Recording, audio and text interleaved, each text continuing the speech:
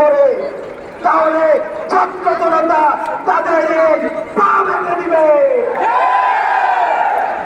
আমরা বলে দিতে চাই, আপনারা সাধারণ ছাত্র নাগরিকের ব্যানারে আপনারা রাজনীতি দিতে চান। বাংলাদেশের প্রত্যেকটা মানুষের সবার প্রাথমিক পরিচয় সবাই বাংলাদেশি। কোন সংখ্যালঘু নয়, কোন মাইনরিটিস নয়, হিন্দু অনুযায়ী, বৌদ্ধ অনুযায়ী, মুসলমান অনুযায়ী কোন ধরনের বৈষম্য করা হবে না।